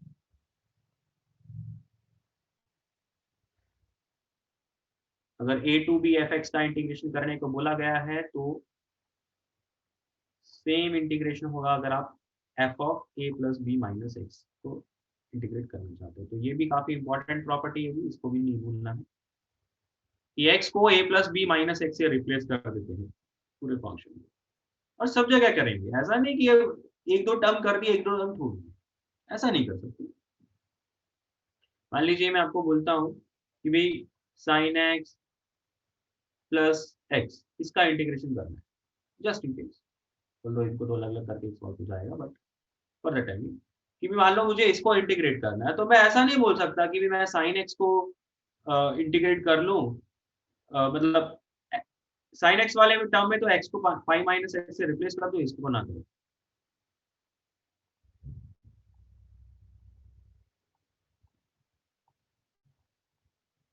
ये वाला स्टेप गलत होगा, है ना। तो कई लोग इसमें कई बार गलती कर जाते हैं, इसमें गलती हो जाती है कि भी हम लोग है ना जल्दबाजी में हम लोग ऐसा सोच बैठते हैं कि चलो इसको रिप्लेस कर देते हैं, इसको छोड़ देते हैं, या उस टाइम में हमने मतलब आई डोंट नो कि है ना वो क्या माइंडसेट रहता है उस टाइम पे, बट कई बार है ना जल्दबाजी में हम लोग ऐसी कोई गलती कर बैठते। तो इस चीज का ध्यान रखना है कि अगर ये कन्वर्जन लगेगा तो सब जगह पे लगेगा, हर एक टर्म में लगेगा। ओके, तो ये प्रॉपर्टी भी इंपॉर्टेंट है। अब इसी प्रॉपर्टी में एक 0 से a वाला भी रहता है, वो दो सेम ही है, उससे कुछ फर्क नहीं पड़ता,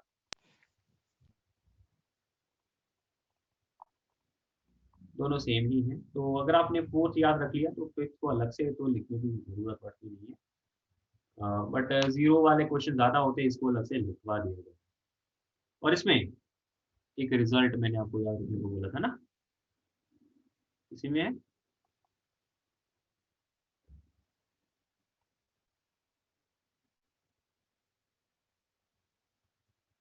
नहीं, इसमें आगे वाले में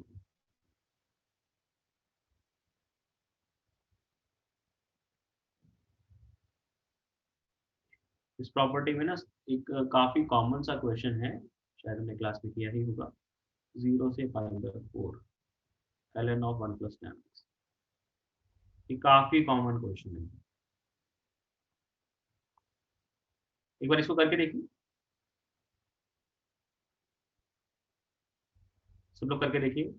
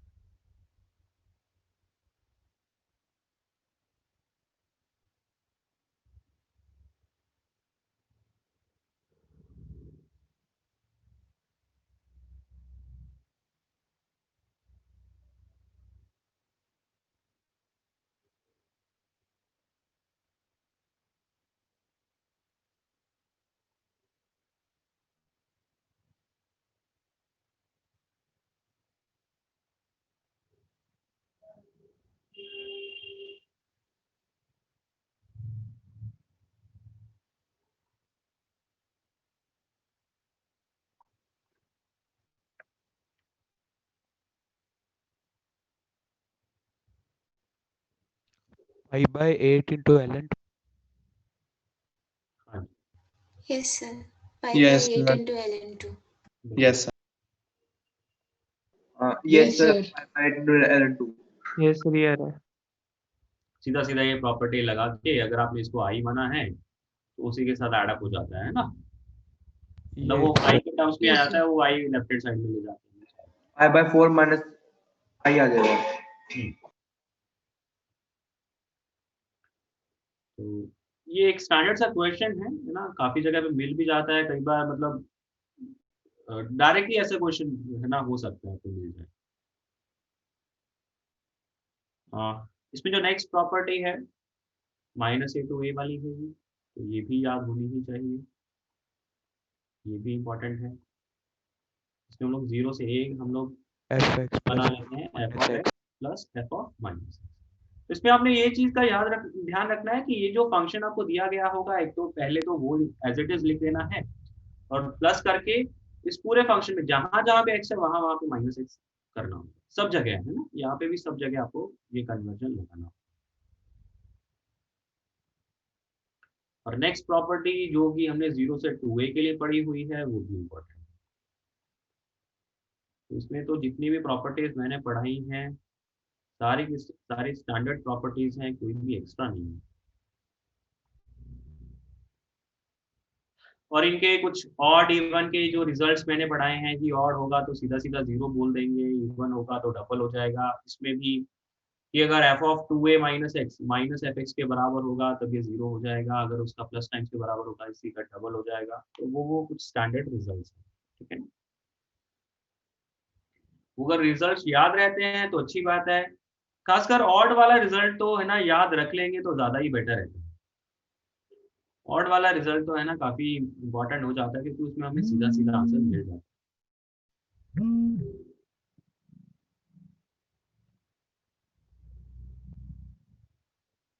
ऑड वाला रिजल्ट जरूर याद रख लीजिए, बाकियों के लिए आप प्रॉपर्टी याद रख लेंगे तो इसको लगाना अगर आता है तो फिर सॉल्व कर ही लेंगे।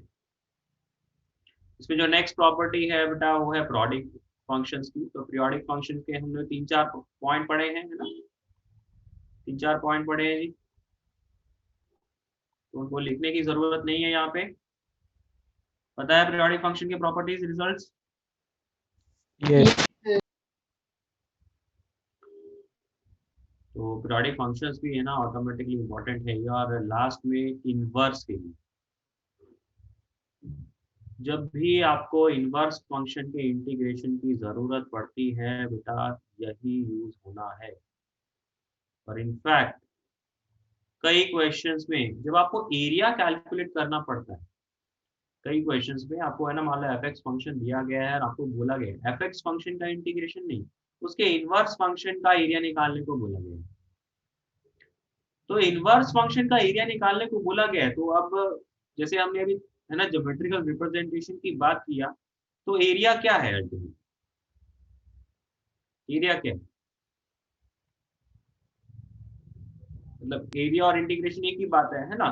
तो अगर आपको एरिया कैलकुलेट करने को बोला गया है तो आप उसके लिए ये वाली प्रॉपर्टी लगा सकते हो। तो ये वाला रिजल्ट बहुत इंपॉर्टेंट है अगर आपको इनवर्स फंक्शन के इंटीग्रेशन के बारे में बात करी गई, क्योंकि इनवर्स फंक्शन के लिए और कुछ भी पॉसिबल नहीं है।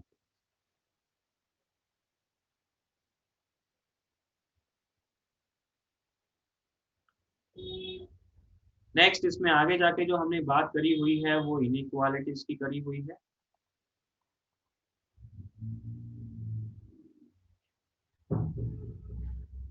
इनइक्वालिटीज में हमने बात किया है कि अगर g(x) फंक्शन हमेशा f(x) फंक्शन से छोटा है which is always less than h(x), तो इनके इंटीग्रेशन का भी यही ऑर्डर होगा, है ना।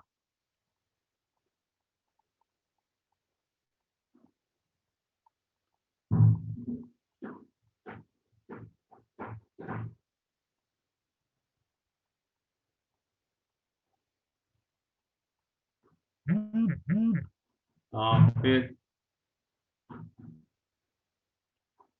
मैक्सिमा मिनिमा के लिए भी ऐसा ही है कि अगर आपको कोई फंक्शन f(x) दिया गया है उसे इंटीग्रेट करने को बोला गया है, तो जिस इंटरवल में उसे इंटीग्रेट करने को बोला गया है उसी इंटरवल में अगर आप उसकी ग्लोबल मैक्सिमा ग्लोबल मिनिमा निकालें, तो मान लीजिए स्मॉल m ग्लोबल मिनिमा है, कैपिटल M ग्लोबल मैक्सिमा है, तो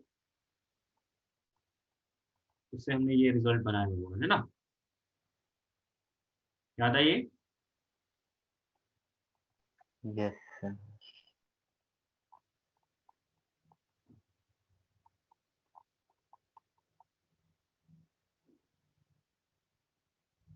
इसमें इनइक्वालिटीज में मेन यही दोनों पॉइंट्स हैं। तो तीसरा पॉइंट हमने करा है लेकिन उसका कोई खास यूज होता नहीं है, तो यही है।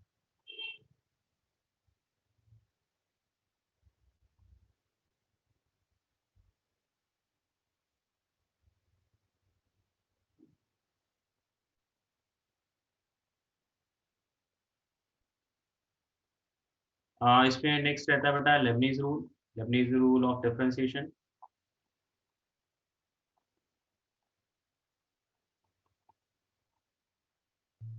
सर हाँ जी, आपने थोड़े दिन पहले कहा था कि इनइक्वालिटीज पे लग नहीं सकता इंटीग्रल।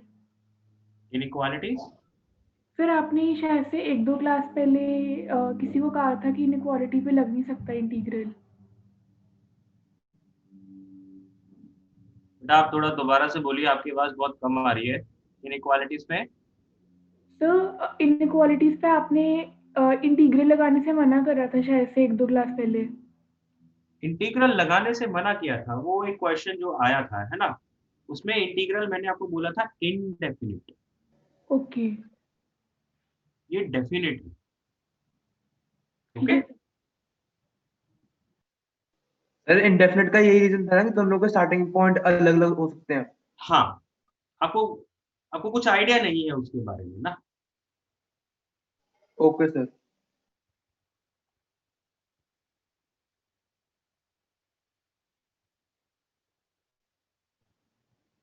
तो हम 0 से x तक की लिमिट लगा सकते हैं?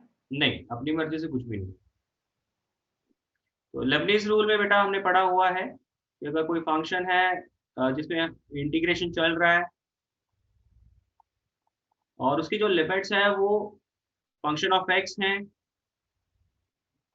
मान लो ये gx है, ये hx है और उसका डिफरेंशिएशन करने को बोला गया है, तो t की जगह पहले अपर लिमिट डाल देंगे into the differentiation of upper limit minus फिर लोअर लिमिट डाल देंगे into the differentiation of lower limit.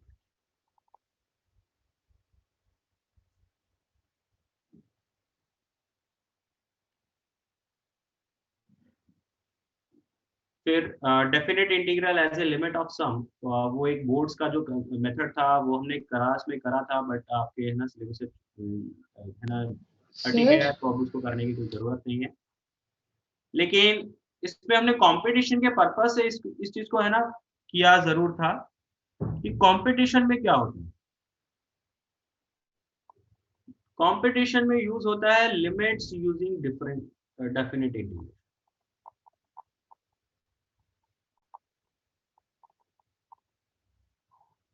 तो कंपटीशन के पर्पस से ये इम्पोर्टेंट हो जाता है, जिसमें हमने पढ़ा है कि भाई r बाय एन को x से रिप्लेस कर देना होता है, 1 बाय एन को dx से रिप्लेस कर देना होता है, समीशन आपका इंटीग्रल वाले साइन से रिप्लेस होता है, लिमिट्स। जब ये वाला मेथड हम लोग लगा रहे हैं तो जब r की वैल्यू सबसे छोटी डाली जाएगी, तो 0। जब सबसे छोटी वैल्यू r की यहाँ पे डाल दी जाएगी उसके हिसाब से x निकाल देंगे, जब r की सबसे बड़ी वैल्यू यहाँ पे डाल देंगे उसके हिसाब से x निकाल देंगे, तो वहीं से हमें लिमिट्स भी मिलती है। तो यूजिंग दिस रिलेशन हम लोग लिमिट्स भी कैलकुलेट करते हैं, राइट? क्वेश्चन आपने डेफिनेट इंटीग्रेशन का जो यूज है वो इसमें यूज हो सकता है, ठीक है? अब इसमें आपको याद होगा हमने सिर्फ एक एडवांस्ड के पॉइंट ऑफ व्यू से एक कंसेप्ट जरूर पढ़ा था, ओनली फॉर एडवांस्ड, सिर्फ एडवांस के लिए, कि अगर कोई फंक्शन इंक्रीजिंग है, कोई फंक्शन इंक्रीजिंग है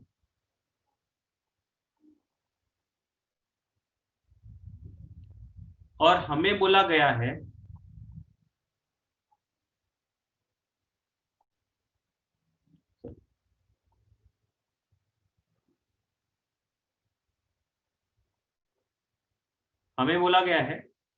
कि Sn is equals to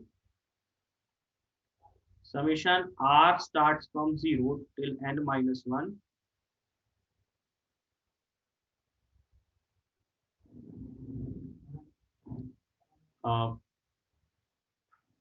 h into f of a plus r h। ऐसा ही है? Yes. Yes, sir.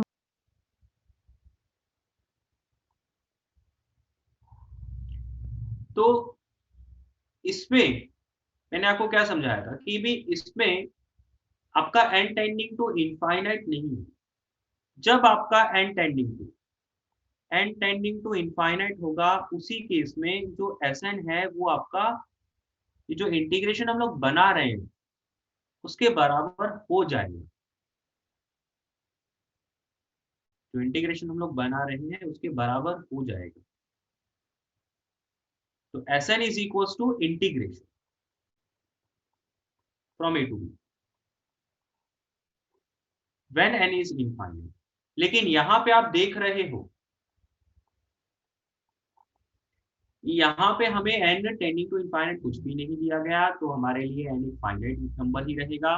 और फाइनाइट नंबर के केस में फिर हमें ये देखना पड़ता है कि ये जो रेक्टेंगल्स मिल रहे हैं, इन रेक्टेंगल्स का जो एरिया है वो इस इंटीग्रेशन के एरिया, इंटीग्रेशन आपको पूरा का पूरा कर्व का बिलो वाला एरिया देता है, इंटीग्रेशन आपको इससे कम या इससे ज्यादा नहीं देता।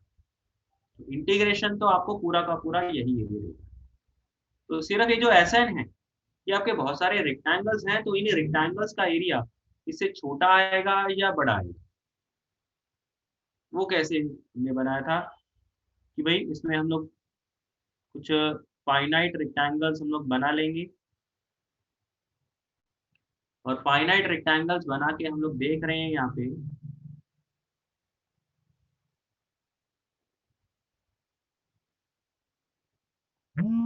कि अगर हम लोग लेफ्ट एक्सट्रीम का आउटपुट कंसीडर करें, देखो ये सबसे पहला वाला रेक्टेंगल बनाया गया, तो सबसे पहले वाले रेक्टेंगल हमने लेफ्ट एक्सट्रीम का आउटपुट कंसीडर किया है। हाइट क्या कंसीडर करें? लेफ्ट एक्सट्रीम वाली Yes, height sir. Left extreme वाली, तो हाइट जब लेफ्ट एक्सट्रीम वाली है तब हम लोग देख रहे हैं कुछ कुछ एक्स्ट्रा पोर्शन छूट रहा है, तो SN की वैल्यू इस इंटीग्रेशन से छोटी रहेगी in case of increasing function, right. और अगर मैं यहीं पे राइट एक्सट्रीम हर एक रेक्टेंगल का, अगर मैं सिर्फ राइट एक्सट्रीम का आउटपुट कंसीडर करता हूं तो क्या होता? Greater होगी right ग्रेटर integration से. होगा। तो इसका मोटा मोटा रिजल्ट हमने पढ़ा था कि in case of increasing function,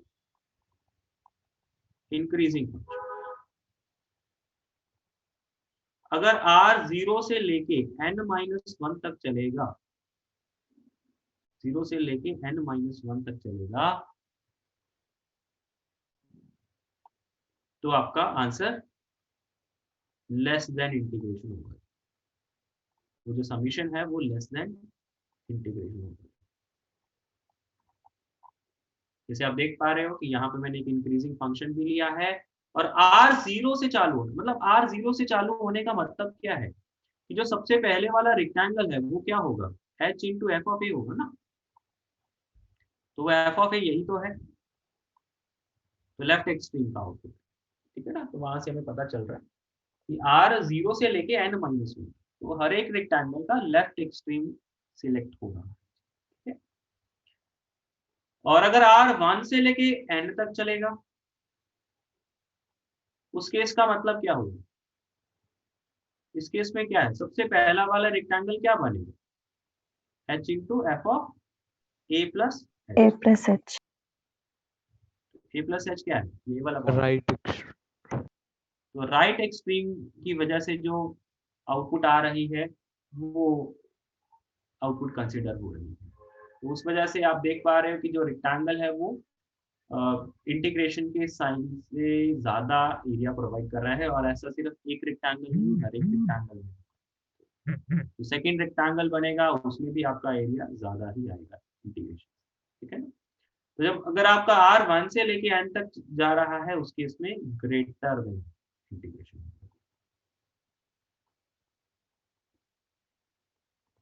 तो आप इतना याद रखिए। और डिक्रीजिंग के लिए, अगर इंक्रीजिंग के लिए याद रख लिया तो डिक्रीजिंग के लिए क्या है? रिवर्स। Opposites.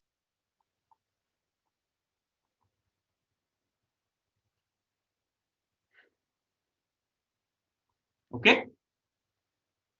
रीजन मैंने आपको बता ही दिया है, बेटर है रिजल्ट याद रखिए, ठीक है, ताकि बार बार सॉल्व न करना पड़े। ये जो पॉइंट है सिर्फ और सिर्फ एडवांस के लिए।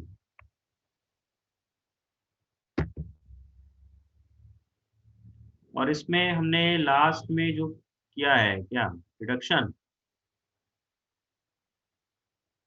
यस सर, रिडक्शन के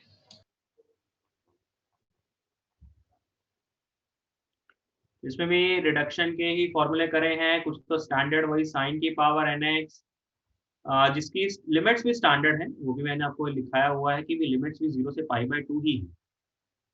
साइन और कॉस के लिए 0 से π/2, टैन के लिए 0 से π/4, कॉट के लिए π/4 से π/2, सीकेंड कॉसेक के लिए भी अकॉर्डिंगली जो जहाँ पे वो डिफाइंड है, ठीक है ना। तो लिमिट्स भी मैंने लिखाई हुई है, तो वो स्टैंडर्ड लिमिट्स जो भी आंसर हमने बनाए हैं वो उन स्टैंडर्ड लिमिट्स के अकॉर्डिंग ही बनाए हैं। तो इनका रिजल्ट अगेन है ना, याद रख पाए तो अच्छी बात है, नहीं भी रख पाओगे तो भी है ना, इतना यूज होता नहीं है, इसलिए याद रखना थोड़ा मुश्किल ही रहता है। तो याद अगर नहीं भी रख पा रहे हो तो एटलीस्ट आपको मेथड आना चाहिए।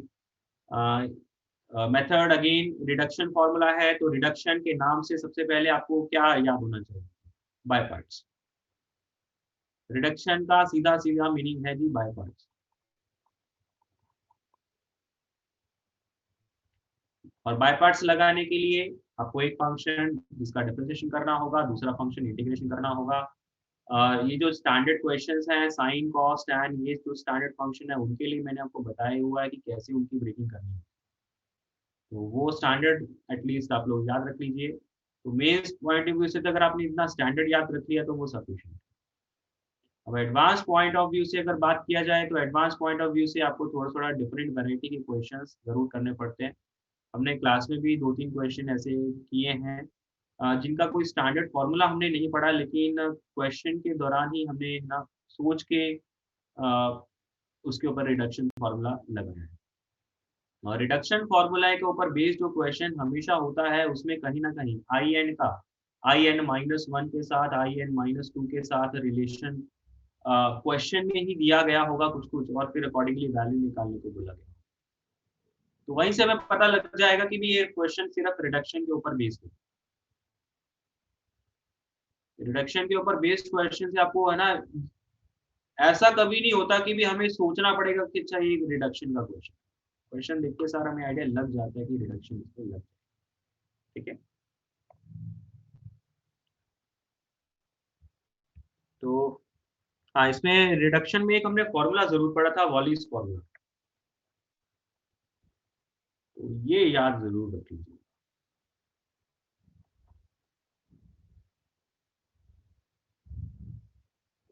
ठीक, सर हाँ एक जी, लेबनीज रूल में एक चीज पूछनी थी। हाँ जी। सर जो लेबनीज रूल में आपने बताया था ना कि डायरेक्टली नहीं लग सकता होता, एक दो क्वेश्चन ऐसे आते हैं जब डिफरेंशिएट कर रहे होते हैं तो पहले रिप्लेसमेंट करनी होती है +b - x वाली। अगर Yes. अगर वो x वाला फंक्शन उस इंटीग्रेशन के अंदर है, मतलब x वेरिएबल इंटीग्रेशन के अंदर है, तब नहीं लगेगा। सर उस टाइप का एक क्वेश्चन या तो उसके थ्रू प्रैक्टिस करवा दूं, समझ नहीं आया वो अच्छे से। देखो मैंने आपको तब क्या कराया था, क्वेश्चन ना कुछ ऐसा सा था शायद e⁻⁻x * f(x - t) e⁻⁻t था Yes. -t, T. और इसमें 0 से x। 0 से x है ना। तो मान लो मतलब मुझे इस फंक्शन के ऊपर इसका डिफरेंशिएशन करना है, मैं बात सिर्फ है ना डिफरेंशिएशन की करता हूँ। इस क्वेश्चन में तो हमने कुछ और भी कैलकुलेशन करनी थी। Yes sir. तो मान लो मुझे सिर्फ इसकी डिफरेंशिएशन करनी है, तो इसके डिफरेंशिएशन के लिए यहाँ पे आपका x लिखा हुआ है। जिस फंक्शन के अबाउट मतलब सिर्फ सॉरी जिस वेरिएबल के अबाउट आप डिफरेंशिएट कर रहे हो वो उस इंटीग्रेशन के अंदर नहीं होना चाहिए, मैंने ये बोला। ये चीज याद रखनी है, ओके सर। ठीक है ना। और कुछ नहीं बताया मैंने, सिर्फ इतना बोला है कि जिस फंक्शन का आप इंटीग्रेशन कर रहे हो, जैसे कि यहाँ पे आप इसका इंटीग्रेशन कर रहे हो और इसी इंटीग्रेशन के अंदर आप x भी देख रहे हो जिसके अबाउट आप डिफरेंशिएट कर रहे हो, इस इंटीग्रेशन के साइन के अंदर ही आप x भी देख रहे हो जिसके अबाउट आपने डिफरेंशिएट करना था, तो तब नहीं आप लगा सकते, ठीक है। उसको लगाने के लिए थोड़ा सा हमें प्रोसेस करना पड़ेगा, सिंप्लीफाई करना पड़ेगा, जिसमें यहाँ पे t को x - t से रिप्लेस कर देते हैं ना। Yes sir. तो t को x - t से रिप्लेस कर सकते हैं यहाँ पे, क्योंकि यही Yes, +b sir. - x वाली बात है। यहाँ पे हाँ जी। हमने पढ़ा था कि 0 से अगर fx का इंटीग्रेशन करेंगे तो वो 0 से f(a - x) के बराबर ही होगा। Yes sir. तो x को a माइनस, तो यहाँ पे वो t है क्योंकि वेरिएबल आपका t है जिसके अबाउट है ना इंटीग्रेशन हो रहा है, तो t को x - t से रिप्लेस किया जाएगा। तो करेंगे तो उसे होगा क्या, एफ ऑफ अ, माइनस, और यहाँ पे ये एफ ऑफ टी है, और यहाँ पे e की पावर माइनस एक्स बाहर निकाल देंगे। तो यहाँ पे आप x को निकाल नहीं सकते थे ना बाहर, यस जब आपने इस फॉर्म में लिख दिया तो इस फॉर्म में हमारा ये इजीली बाहर निकल जाएगा। तो इस फॉर्म में मैं इसका डिफरेंशिएशन कर सकता हूँ, क्यों? क्योंकि अब इसके अंदर x नहीं है। तो जब मुझे इसको डिफरेंशिएट करने की बात आएगी, मैं इसके ऊपर लेबनिज़ रूल लगा दूंगा। ओके, यस एक्स वाला सर। टर्म अभी अभी भी दिख रहा है, तो वो तो क्या है, वो तो इंटीग्रेशन के साइन के बाहर हो गया, तो उसके लिए तो हम लोग क्या है, प्रोडक्ट रूल लगाएंगे, प्रोडक्ट रूल ऑफ डिफरेंशिएशन। ठीक है ना? Yes sir. इंटीग्रेशन के साइन के अंदर नहीं होना चाहिए, बाहर होने में कोई दिक्कत नहीं है। बाहर अगर होगा तो फिर वो तो क्या है, product rule of differentiation yes sir, उसमें इंक्लूड हो जाएगा। सर इसका रीजन क्या था आपने? बेटा रीजन यही है कि भी जिस जो वेरिएबल है, फंक्शन भी आप उसी वेरिएबल में कर रहे हो, मतलब लिमिट्स भी आपकी उसी वेरिएबल के टर्म्स में है, फंक्शन भी उसी वेरिएबल के टर्म्स में है, तो कैसे करोगे? ठीक है ना? Okay sir. सर जैसे हम बोलते हैं integration of x with respect to d y, आपने बोला था ये डिफाइन नहीं होता। हाँ, integration of x with respect to d y, sir ये डिफाइन होता है सर। जैसे अभी ये वाली इंटीग्रेशन, इसमें भी तो एक्स को हम कांस्टेंट की तरह बाहर नहीं ट्रीट कर सकते।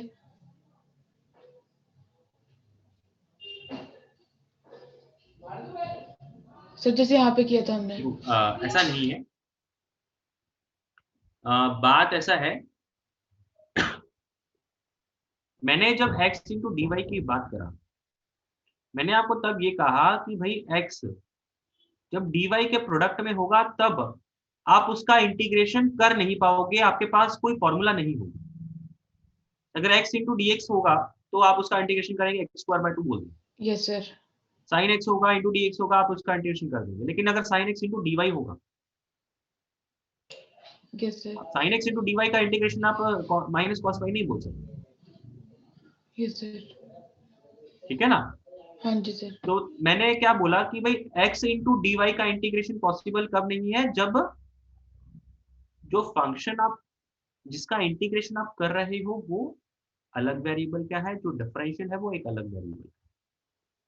ओके, और साथ में उन दोनों में आपस में एक रिलेशन है। अब मैं यहाँ पे x को एक कांस्टेंट भी तो नहीं ट्रीट कर सकता, क्यों? क्योंकि y और x में एक रिलेशन है। अगर x y के साथ बिल्कुल भी कनेक्ट ना हो, x टोटली अलग हो, फिर मैं x को इस dy के रिस्पेक्ट में कांस्टेंट की तरह ट्रीट कर सकता हूं, और कांस्टेंट है तो वो इंटीग्रेशन के साइन के बाहर आ जाए। ये सर यहाँ पे जैसे t डिपेंड नहीं कर रहा था x पे, इसलिए हमने वो कर दिया एक ही बार।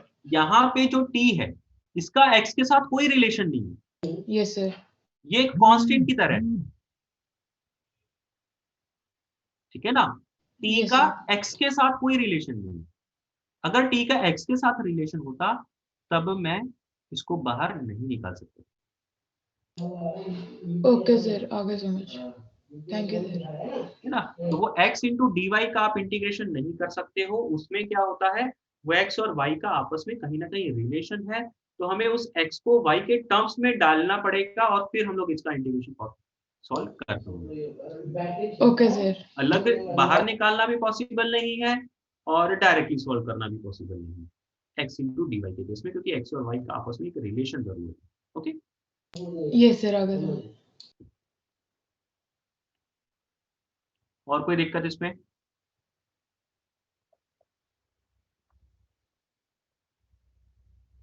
तो बेटा ये दोनों चैप्टर्स की मोटा मोटा थ्योरी है, इसमें अगर कोई पॉइंट आपका मिस हो गया है तो आप लोग बताइए। सर वॉलिस फॉर्मूला, वॉलिस फॉर्मूला बेटा याद रखना है। सर उसमें इंटू पाई बाय 2 इवन के केस में होता था ना? जब दोनों के दोनों इवन होते। Okay sir. वॉलिस फॉर्मूला बेटा सीधा सीधा याद रखिए, फॉर्मूले में है क्या, 0 से π/2 साइन की पावर m कॉस की पावर n। इसका प्रूफ मैंने कराया भी नहीं है, करने की जरूरत भी नहीं है। मैंने आपको क्या बोला है, जो साइन की पावर m है उसमें एक कम करो, फिर उस वहां से दो वैल्यूज कम करते जाओ और कहाँ तक टर्म लिखते रहो, 1 और 2। 1 और 1 2 या तक 2 1 और 2 तक।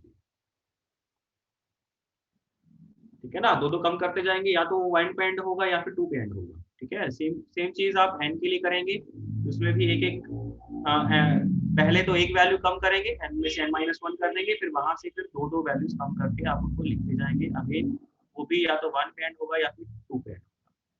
और डिनोमिनेटर में क्या है, दोनों का पावर एडिशन। तो सबसे पहला टर्म दोनों का एडिशन ही आएगा, फिर उसके बाद दो टर्म कम करते रहना है, और ये भी कहाँ पे एंड होगा, 1 या फिर 2 पे। ठीक है ना। अब दोनों ही फॉर्मूले, वॉलिस फॉर्मूले के दोनों पार्ट में ये वाली टर्म तो आनी ही आनी है। अब उसके प्रोडक्ट में अगर दोनों इवन होंगे, बोथ इवन,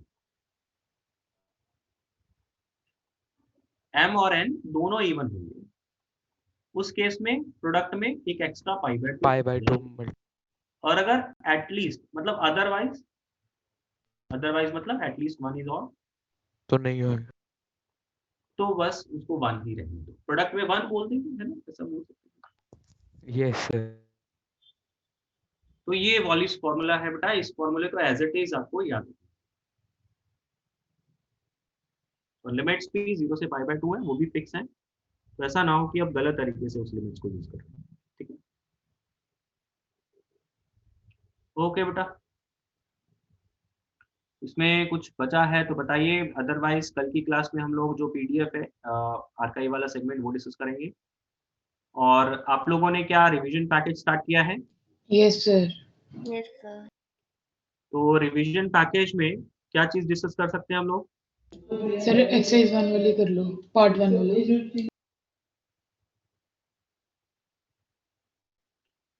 एक्सरसाइज 1 जिसमें इंडेफिनिट है ना, अकेला इंडेफिनिट है। Yes sir. इंडेफिनिट के कुछ 50 के आसपास क्वेश्चंस है, डेफिनिट के कुछ 80 के आसपास क्वेश्चंस है ना उस शीट में। Yes sir. तो क्या सिर्फ इंडेफिनिट ही हो पाएगा, डेफिनिट नहीं हो पाएगा? काम करते हैं, डेफिनेट जो इनडेफिनेट है वो पूरा का पूरा करना ही है, डेफिनेट जितना आप लोग कर पाएंगे उतना हम लोग डिस्कस कर लेंगे, बाकी फिर अपना डाउट्स बढ़ना है। Okay sir. ओके बेटा, thank you. Thank you sir.